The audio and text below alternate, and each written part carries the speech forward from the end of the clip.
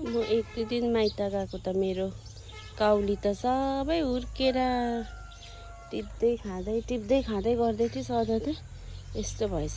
हुर्केर सबै फुलेछ नि हो। यस्तो भएछ मेरो काउली त। के गर्नु, मुला पनि यस्तो भएछ। बाक्लो छाट्नु पर्ने थिएछ।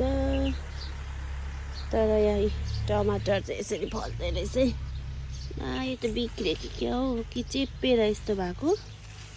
टमाटर चाहिँ मजाले फलेछ। यहाँ पनि यहाँ पनि फल्दै रहेछ। यहाँ पनि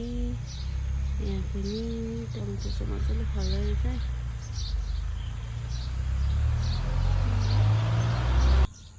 मेरो धनियाँहरू त सबै यस्तो सबै सुतेछ पो। माथि छतदेखि पानी झरेर यस्तो भएको कि के भएको यो सबै भुइँतिर पो छ त। अन्त यत्रो भएछ नि धनियाँ चाहिँ छटाएको थिएँ यतिको भएछ। प्याजहरू के भएर यो यस्तो भएछ।